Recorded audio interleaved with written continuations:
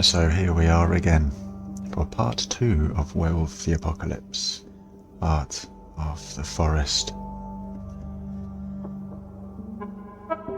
And where we left off, looking at the map,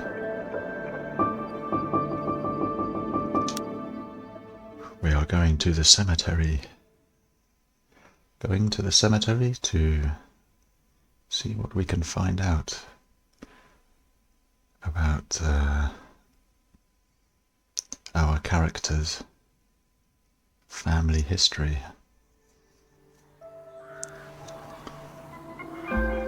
Maia Borodich is our name. Is our character sheet.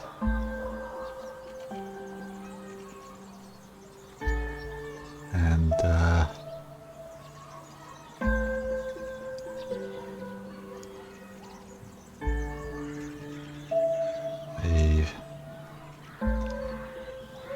previous encounter history.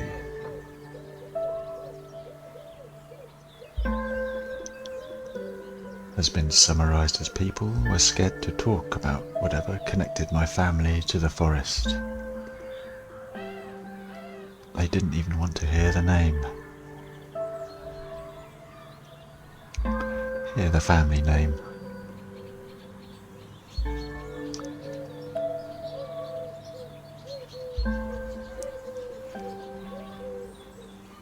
I love the layout and the music. Yeah, certainly a different pace of game. So, without further ado, we shall visit the cemetery. Matters of the soul. So we have quite a few churches here, Bartek explained. As we walked down the road, 2 Orthodox, 1 Catholic, and even 1 Baptist church. He said, as though it was something uncommon.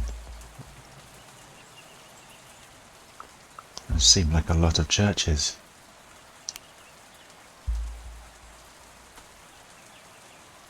Couldn't they all just use 1 building?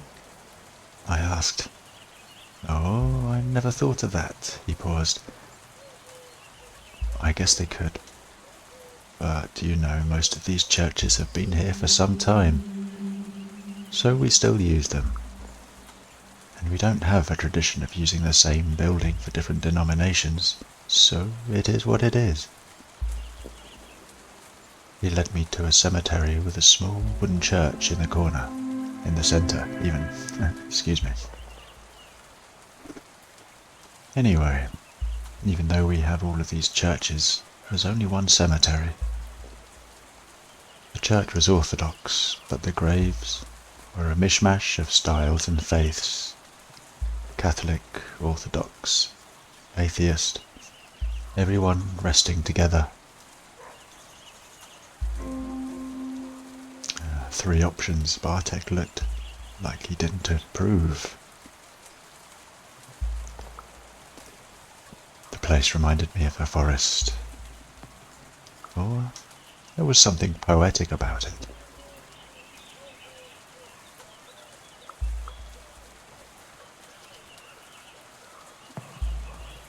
Shall I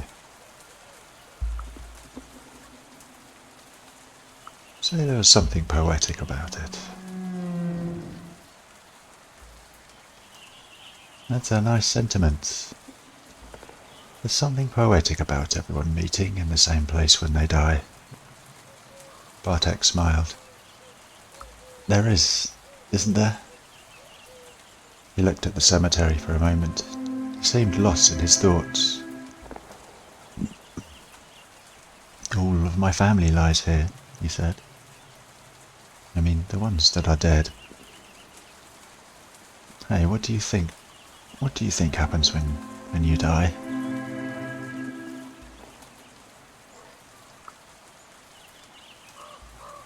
I think you left an echo.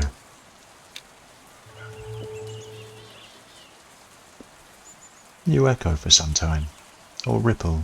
You know, I think that everything in this world has a trace. I was looking for the right word. An aura, emanation.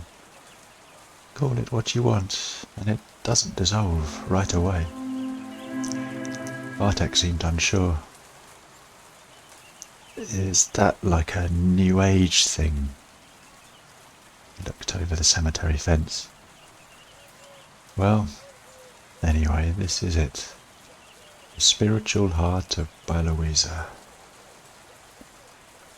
Can we go see something else? Oh, we can go see something else if you like. So that's where we stood. I wanted to go in. He didn't want me to.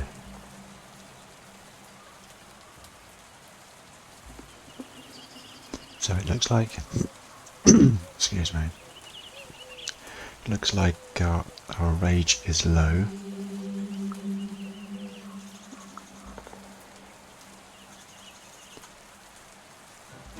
Shall I just use up all our rage? I just went in.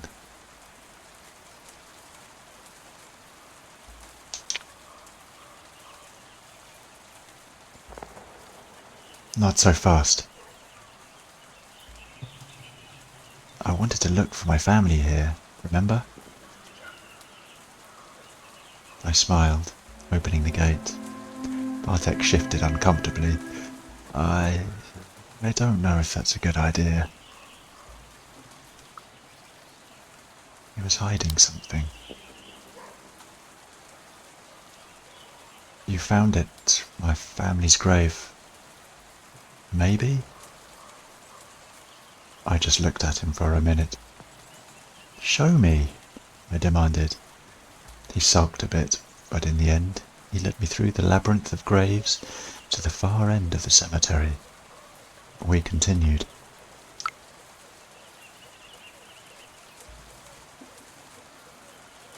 The walkways were very narrow, and the whole place seemed quite chaotic. Catholic crosses, Orthodox crosses, no crosses at all, huge statues and simple gravestones, graves you couldn't see because of all the flowers, and the graves that seemed completely forgotten. And then I saw the woman, tall, broad-shouldered and long-legged, with grey dreadlocks pinned to the crown of her head.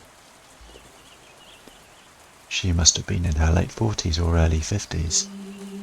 She was marching through the walkways with fury in her eyes. Bartek quickly stepped between the graves to get out of her way. I didn't move.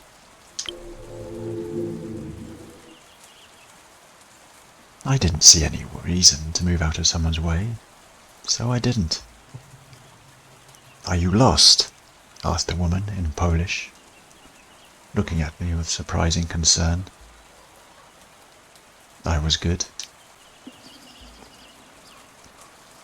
No thanks, I'm good, I answered. When she heard my English, she rolled her eyes. Good, she said, and kept walking, only to stop after a few steps. Hey, are you with Cornell? What?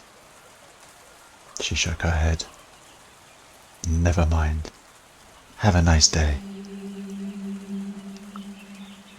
I can't go after her. I let her go.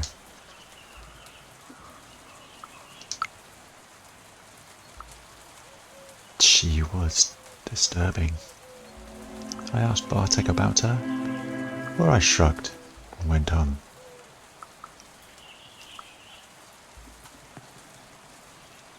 I asked Bartek. Who was that? I asked, watching the woman leave. Bartek winced. Oh, that's Olga. She's a local activist. She left BialowieZa when she was 18 or something, and returned a few years back with the notion that she was going to change this place. We continued to the far corner of the cemetery, There, seemingly forgotten and covered in moss, was a lonely grave. It was damaged.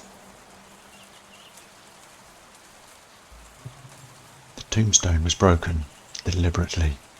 Someone had obviously smashed it with a hammer. The name was half erased.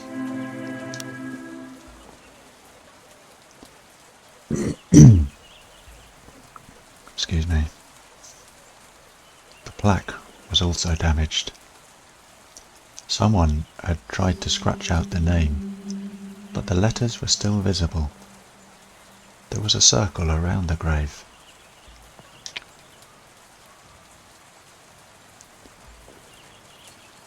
There was a circle of coarse salt around the grave. "I'm sorry," sighed Bartek. "I didn't want you to see that."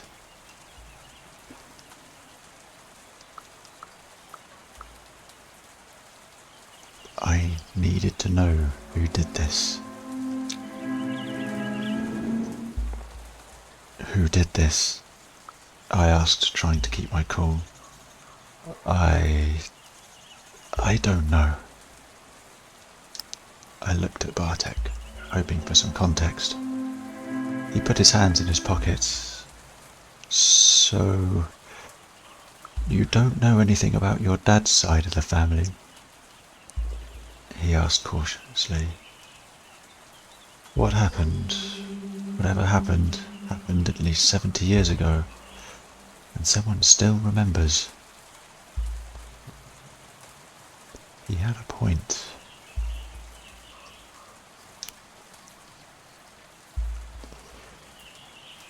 "I don't know them. My mum left my dad when I was just a kid, so I don't remember much," I admitted. "And she kept me away from them. She doesn't even know I'm here. I didn't tell her that I was visiting BialowieZa."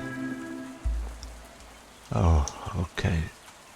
So perhaps we should go? It's clearly upsetting you." "Yeah, I guess."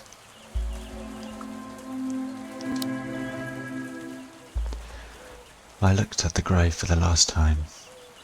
My family's name looked strange, written in unfamiliar Belarusian letters. As we were leaving, I was thinking, was I looking in the wrong place? I wanted to find what connected me to the forest, but so far I'd found nothing. Was I looking in the wrong place? And with that thought, I left the cemetery.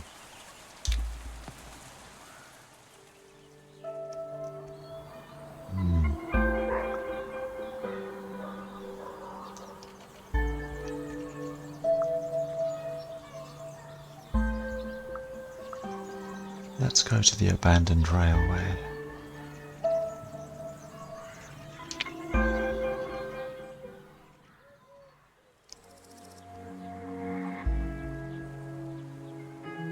"I wanted to show you the most picturesque spot in the village," said Bartek. Then he hesitated. "Maybe that's not the right word," he said, frowning. "Well, it's not like it's that beautiful, but it has, you know, an atmosphere, a climate, ambience," I suggested. "Ambience," Bartek smiled, visibly relieved. "I meant ambience." We ended up on some abandoned tracks.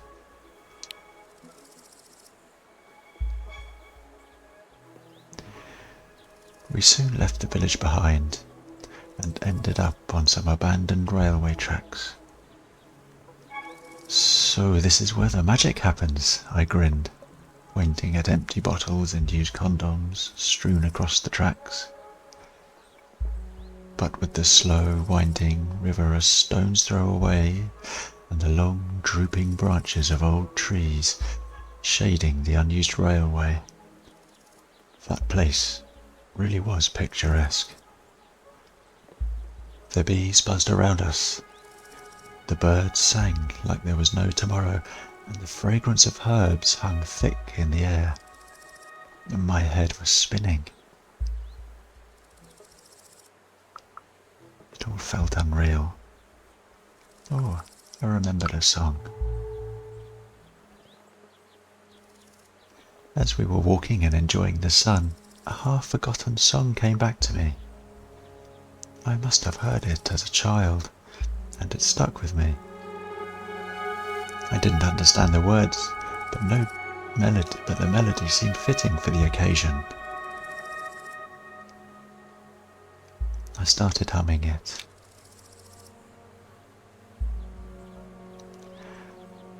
As I walked, I started humming and working on it until the melody felt right. Bartek just laughed. Trust me, it's better that I don't sing. When we entered the dense copse, we noticed a woman standing among the trees. "Hello, Bartek," she said. She was stunning. The woman looked like she was in her late 30s and was the most beautiful person I'd ever seen. She had a perfect hourglass figure, long braids and the most stunning cheekbones. Her eyes, slightly slanted, were a weird shade of blue, deep amongst almost purple. They seemed familiar, and she was looking straight at me.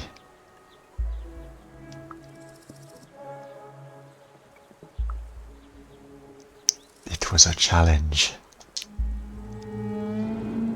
Ooh. I saw a challenge in her eyes, and I felt the hairs on my neck stand on end.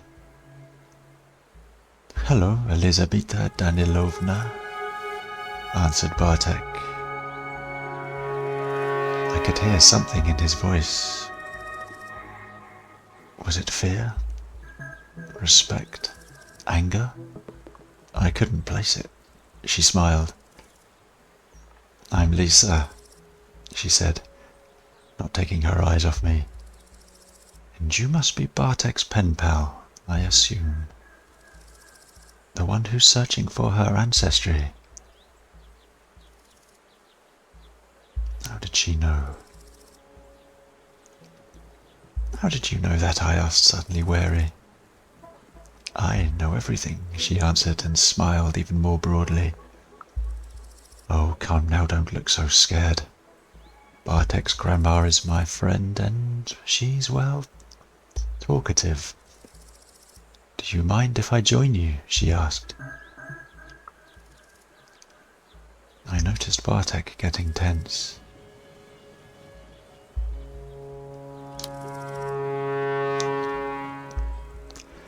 "So what's the story with you two?" I asked Bartek. "She's from around here. He shook his head. "But she helps with the protests. You know," Lisa turned to me, "the protests against the logging that his father so eagerly promotes." Bartek winced and snapped, I guess. "Sorry, shouldn't we coexist with the forest? That means taking what we need to survive, just as everything does. 6,000 trucks of wood isn't taking what you need, kid." Threw me a glance, looking for help.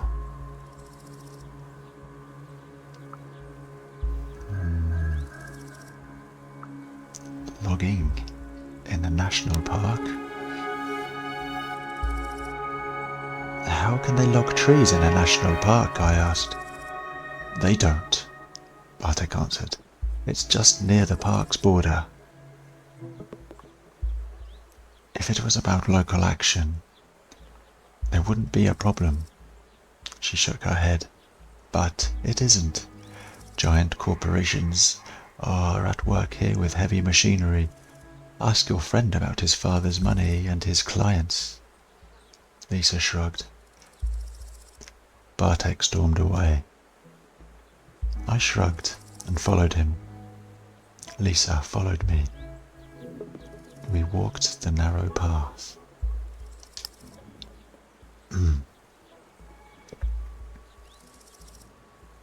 The path was too narrow for us all to walk together, so at some point I found myself walking with Lisa. She would squat from time to time and collect some herbs. "So why are you looking for your roots?" she said after a while. "Why?"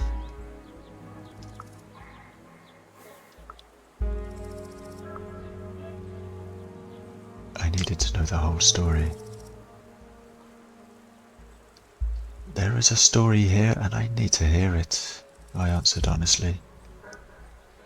"Sit down with me." She nestled among the roots of an old tree, reached into her basket and took out a blunt. "Let's have a smoke and I'll tell you a story." She noticed when I hesitated. "You need to hear it." I took the blunt.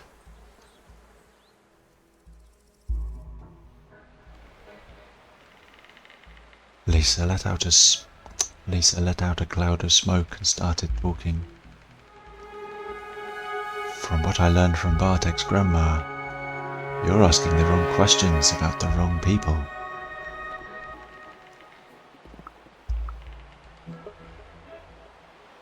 Her voice was soothing. I closed my eyes and just went with the story. "This is a tainted land, girl," she continued.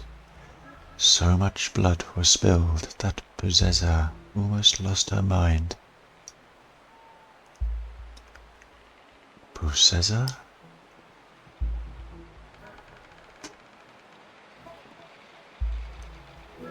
BialowieZa was one of the words for forest. Polish had lots of those, but she used it in a weird way. "Why do you call the forest BialowieZa? Isn't las the right word?"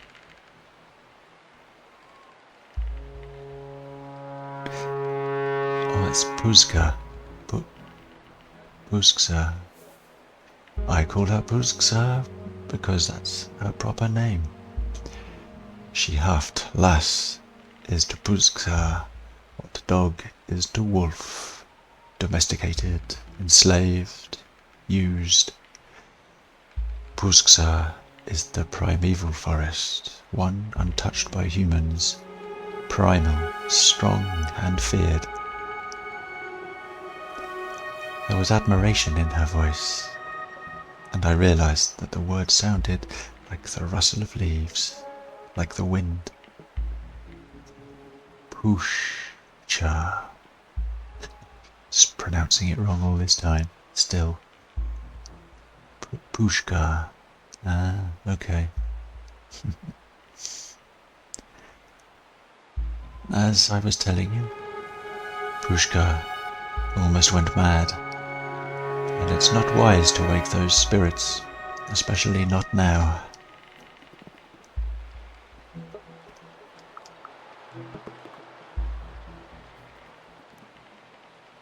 "Not afraid to stir up memories." "Do you mean the spirits of the past?" I shrugged. "I'm not afraid to stir up memories." She looked at me with those uncanny eyes. Her gaze was almost unbearable, hard with anger, smouldering somewhere deep within it, ready to jump at my throat. And then, suddenly, something changed. Lisa sighed heavily. "You have no idea, do you?" "About the past?" "No," I admitted. "All I know is that my grandfather was born here and that his aunt was a healer and a herbalist." Her eyes lost focus as though she was looking at something only she could see. "In 1939, when the war broke out, first came the Germans, and then the Russians. You know, they actually worked together. Stalin never forgot that he was beaten by the Poles in 1920. She shot me a glance.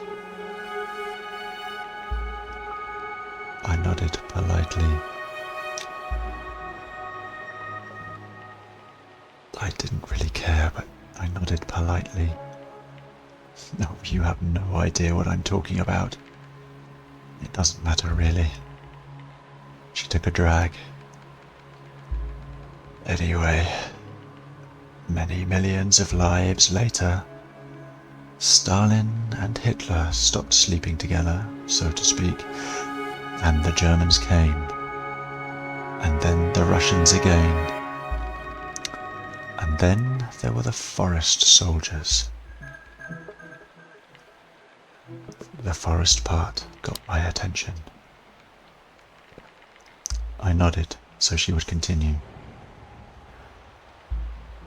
They started as Polish soldiers, but when the war ended, they became guerrillas to fight the Russian occupation, and then they ended up as desperate bandits. She sighed. For the people who lived here, they were all the same. Germans, Russians, forest soldiers. They killed, they maimed, they tortured and burned villages. It didn't matter what language they spoke. She looked sad. I'm sorry, I touched her arm. I didn't know that it was also tangled. My great-grandparents were from here, she sighed. After the war, there were some changes, and my whole family was sent to Siberia to die. My grandmother was the only one who survived. She met a Buryat shaman, and here I am. But your story is tangled with all of this. She looked straight at me. The forest had seen it all, and it made people do things. Then the weed hit me. And of course, when the weed finally hit, that stuff was powerful, and for a moment I wondered if she hadn't spiked it. What had she done?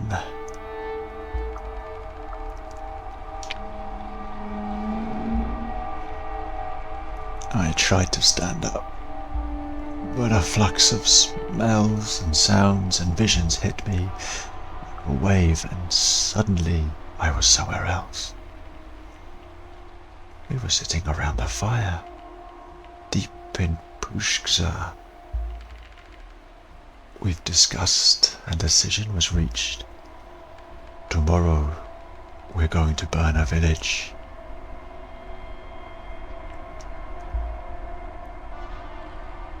I tell stories of better times.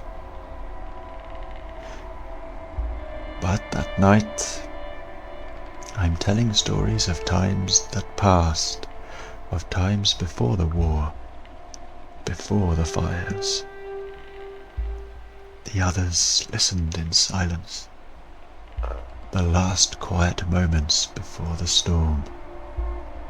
In the darkness, among the trees, wolves gather and listen to my voice.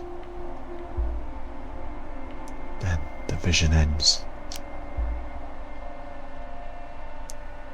When I came to my senses, Lisa was still looking at me.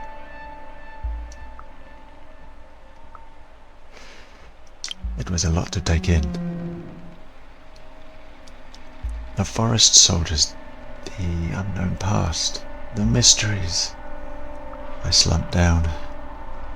It's a lot to take in. She shrugged. I've told you everything I know. If you want more, talk to my girlfriend. We'll be at the logging site tomorrow. Yeah, good idea. I will. I said. Now I finally knew who and what to ask. There you are, Bartek waved to me. I thought I'd lost you. I said my goodbyes to Lisa, and we went back.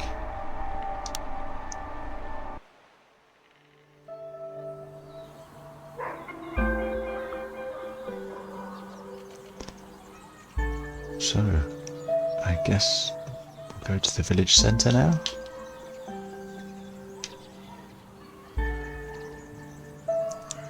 The village. The bison statues were watching me with their creepy painted eyes, as though they knew me.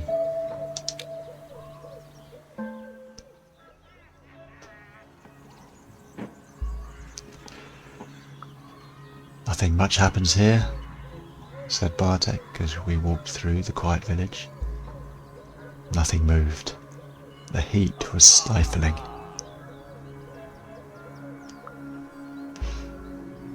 The village was really quaint, I had carefully admitted.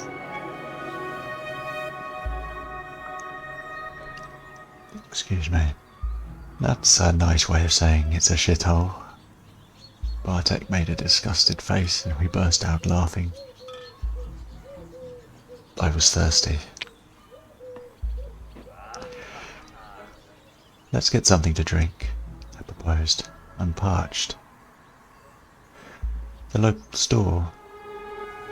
local store was a large mini-mart with all kinds of goods, from beer and vegetables to notebooks and pens.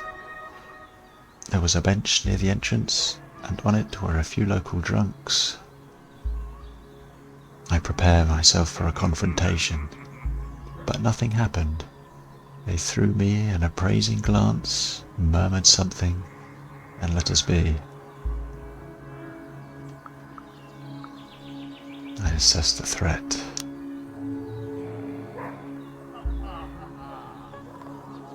I prepared myself for a confrontation. Oh yeah, I've read that bit. They're drunk and no threat, I said, assessing the situation. We can always walk away, and if they try to stop us, all it'll take is a firm push, 1 or 2 kicks, and then we can make a run for it. I didn't think you knew such dirty tricks. Bartek looked at me with a mock respect. My stepdad sent me to self-defense course when I was 12, I shrugged. He helped me with my anger management issues. Sorry, I read that terribly. We spent some time inside browsing the Latvian, Lithuanian and Belarusian goods. Why was there almost nothing Polish in here? And who in their right mind drinks coriander soda? I was putting the soda back on the shelf when we heard a commotion coming from outside. Some slurs, some curses, and a clear, mockingly polite, "I am so sorry, darlings. I don't understand. Do you like my skirt?" "Fuck," Bartek murmured under his breath. I wanted in. Boing. "Hey Bartek," I said, pushing the items I'd picked into his hands. "Pay for me, will you? I'll give you the money back in a minute." Before the poor guy had time to answer, I was outside. There's the trick. You need to do things before people can react. Then you can always say, "But you didn't stop me." I assessed the situation. It was clear what was happening the moment I stepped outside. There was the bench. On the bench were the drunkards hurling obscenities, and right next to them was the awfully polite target of those obscenities. They were definitely not local. The person was old. Not helpless granny old, but old, with deep wrinkles and a narrow mouth. They had the unisex grace of a tired, heroin-preserved rock man. Their shoulder-length, dishevelled hair completed the look. I totally dug their style. They had a peculiar style, fashion that you rarely see, even in the US. It looked great on them. They had a clean shave, the eyes highlighted with eyeliner. Their nails were painted in bright blue. They wore heavy army boots, an outrageously red skirt, a tank top, and lots of leather jewellery. On their bag, there were pins, lots of pins, all kinds of LGBTQA plus flags, anarchist and pacifist symbols, and I think some German band stripes.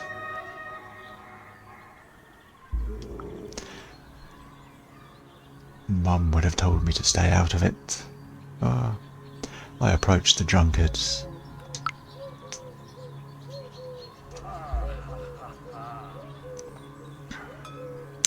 "What do you think you're doing?" I asked in Polish. This was a sentence I'd heard a lot as a child. Zoti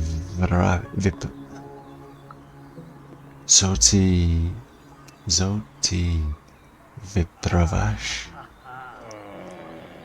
They looked at me surprised. They hesitated, as if someone was whispering in their ears, coaxing them to violence, and my appearance made the voice shut up. "Then who the hell are you?" asked the one who seemed to be the leader of the group. I yelled at them. "Leave them alone," I yelled. He got up, and the rest of the drunks followed him. I wouldn't hit a woman with a flower, but I ain't taking no shit from no tourist girl, so you better get the fuck out of here. I paused. I remembered that odd saying about the flower from my childhood, back when we lived with Dad. And I realised I remembered the butt as well, and what came after it. So I punched him. "Maia!" shouted Bartek, running my way, but I ignored him. This wasn't my first rodeo. I got into fights all the time. I loved fighting. It was the only way I could get my heart pumping, my body working, the adrenaline in my veins, and an enemy under my fists. It was a glorious feeling. The stranger in the red skirt also wasn't new to such situations. I could only admire the way they used their heavy army boots.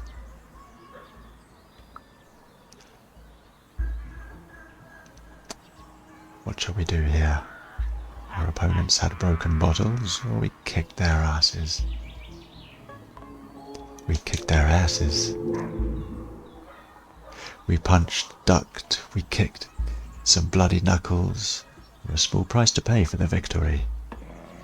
But before anything serious could happen, there was a piercing, irritating shout. It stopped us all in our tracks. "Hey!" someone said suddenly from behind our backs. The voice was loud and piercing, and there was something about it that made the men stop immediately. It made me pause as well, but the stranger in the red skirt seemed to stop out of politeness, not because of the sheer power of the voice. I turned around.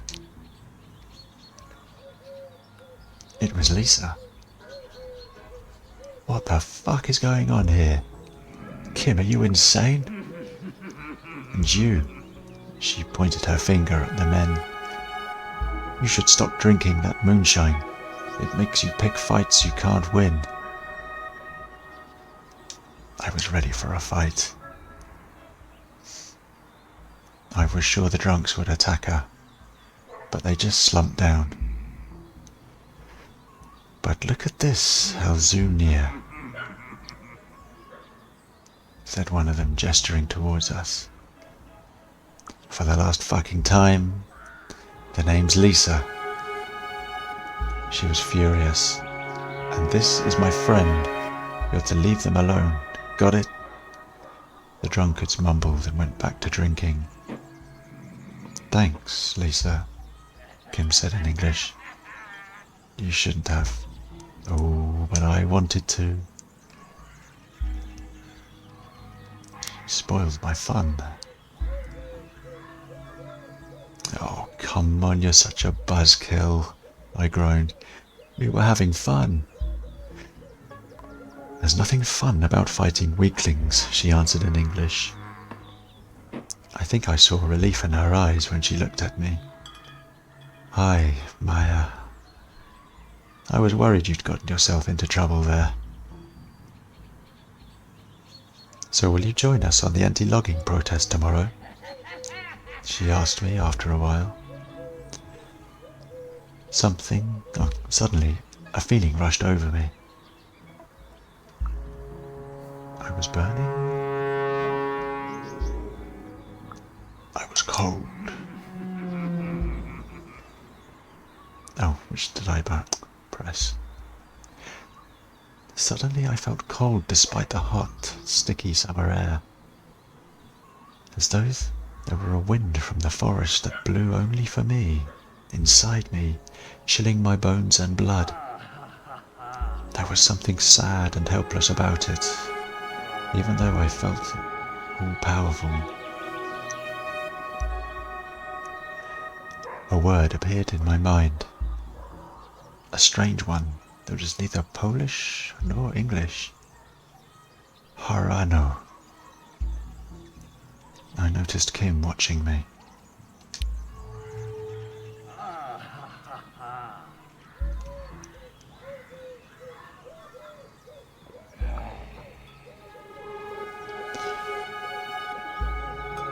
I looked up. I saw Kim observing me with a curious expression. We haven't been properly introduced, they said in a soft voice.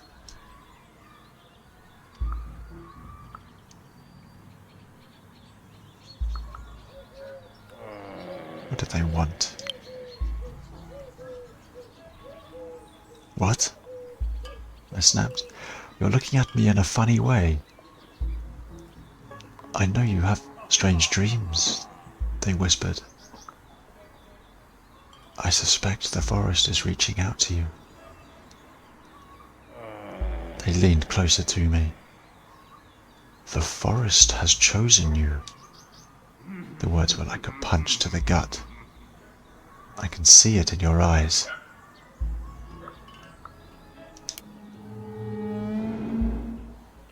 Bullshit, I whispered back through my clenched teeth. You know how stories work, they said, looking at me in the eyes. You'll figure it out. Suddenly I felt confident.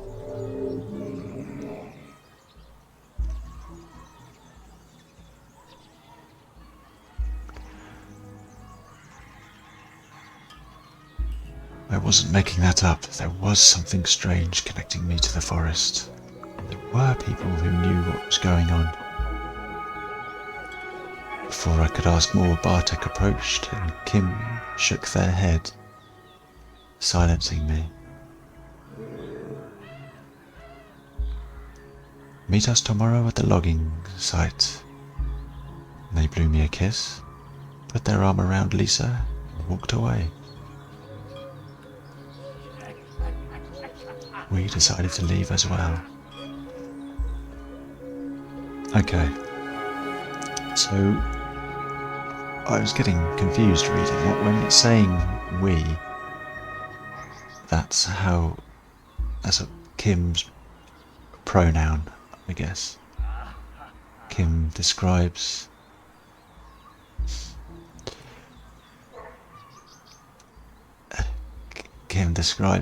herself as we, I think. Okay.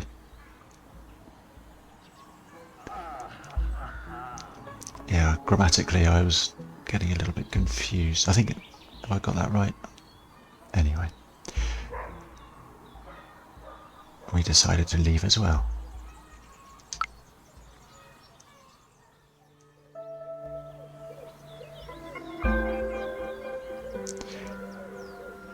I kept looking over my shoulder, but no one was following us. And we called it a day and went back. Let's have a look at the journal. See what's going on. So we've got the forest was whispering to my grandfather, asking him to do dangerous and cruel things. And how did the stranger know about the dreams that the forest was sending me? Okay, so Kim is cautious, Lisa is neutral, and Olga is also neutral. Okay.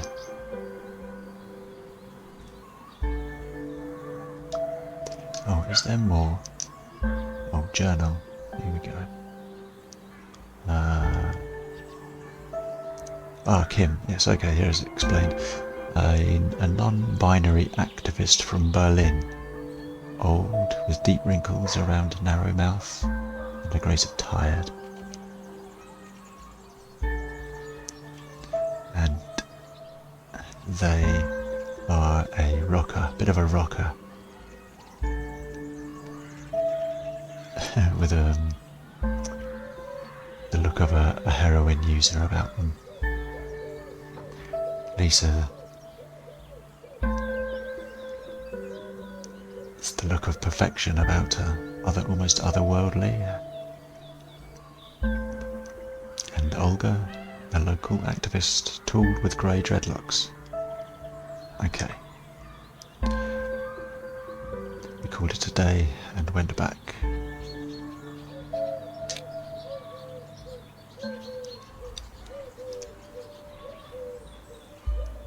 The B&B was quaint. I waved Bartek goodbye and took a deep breath and went inside. Anya was sitting on her bed drinking tea. So, what did you see? She asked. I went to see the town, you know, I said. I wanted to meet the people here first. I made a quick mental inventory of everything that had happened that day.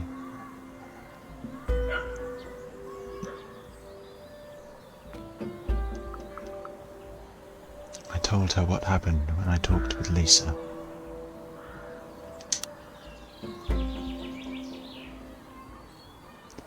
I met this woman today.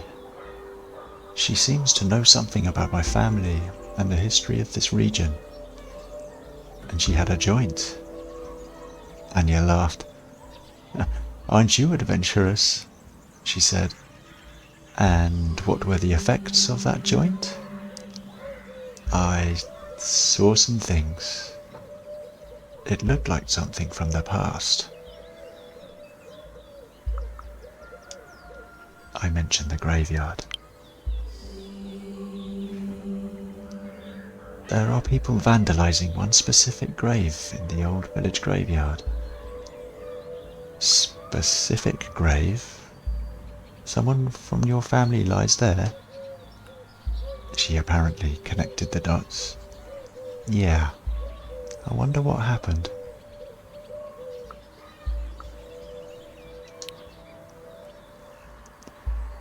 They're cutting down the forest. I can't believe they're logging here. I shook my head.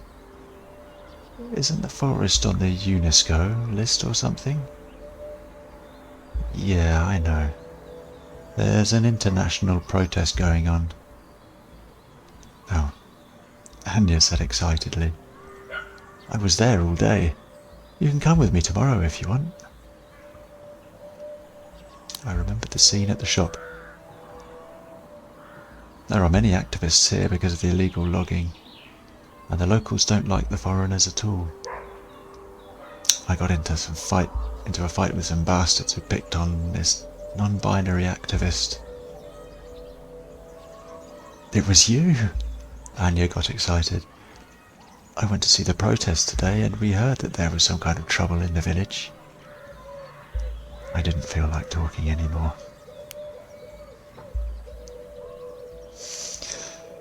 You know what? I'm seriously tired. Let's call it a day, shall we? Soon, we were both in our beds, ready to sleep. I was tired, sure, but also excited. And the excitement isn't the best for sleep. I lay there for a while, thinking about everything that had happened.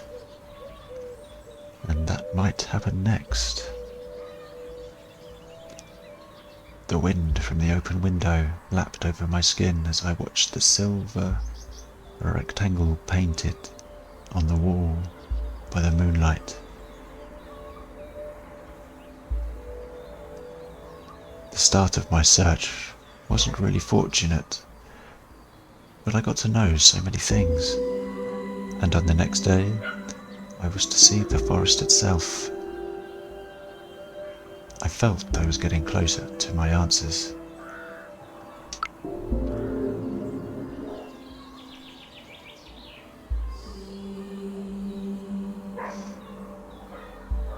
I felt that the answers I were looking for were within my reach. Just had to go and see the logging protest, meet the right people, and make them talk. After a long while, all those thoughts became blurry, then slowly started to turn into pictures, sounds, and colours. I drifted off.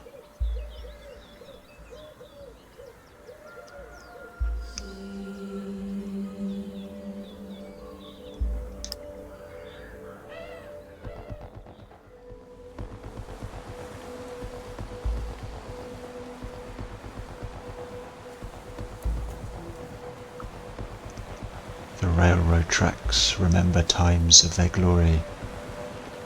The trees around them whisper about forgotten secrets. I felt the excitement rising deep within my stomach, then throughout my whole body. I am a weapon. I am a razor-sharp knife. I am a sword. I am a gun waiting to be fired. I'm asleep for now, but soon someone will use me. And I can't wait. I feel the pull.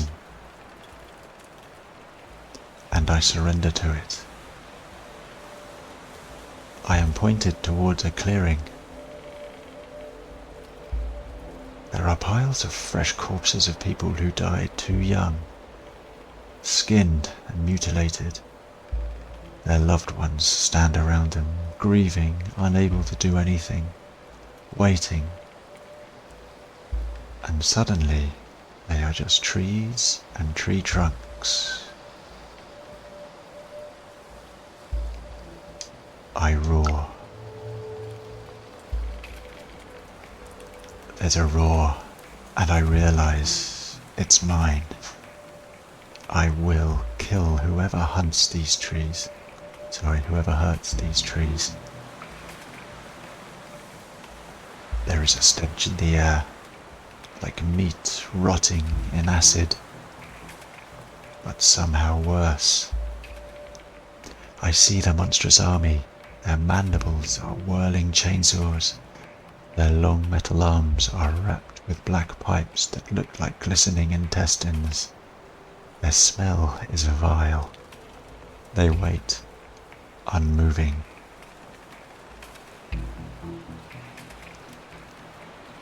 I charge at them. I try to breathe through my mouth as I run towards the machines. I hit and kick them blindly, screaming at the top of my lungs. And in my own screams, I hear the strange whispers. They tell me to look at the sky. There, between the stars, two shapes circle each other. An old, sad wolf with grey hair and a white weasel. They keep their eyes on one another as they continue their dance, suspicious but not hostile.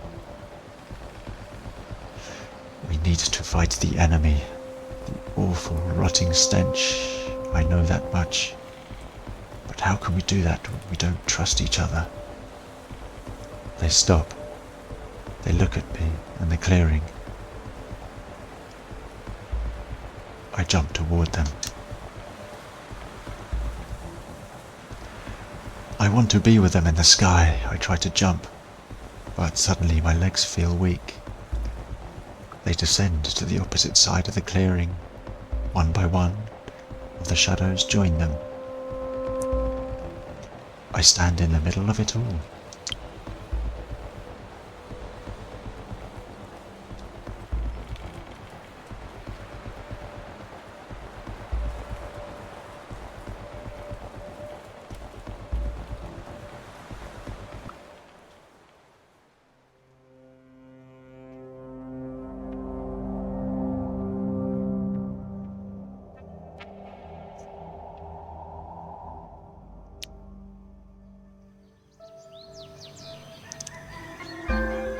The next morning was full of sunshine and birdsong.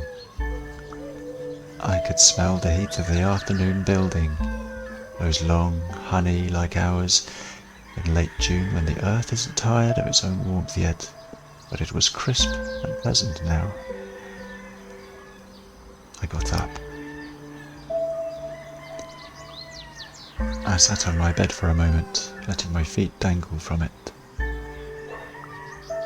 I felt angry. The weight of the previous day had coiled up somewhere in my chest, and it felt like a tiny merry-go-round gaining speed. And there was the dream.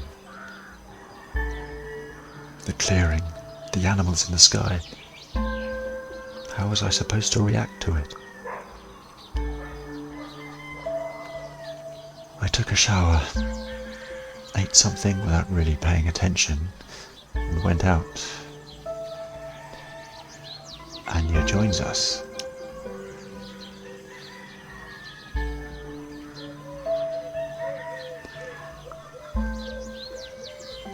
We were halfway through the forest when I realized we were walking toward the logging site. Right. I think this is a good time to end this episode. So next time we come back, we shall go to the forest logging site and see what else we can find out. If you've been watching, and I guess mainly actually listening,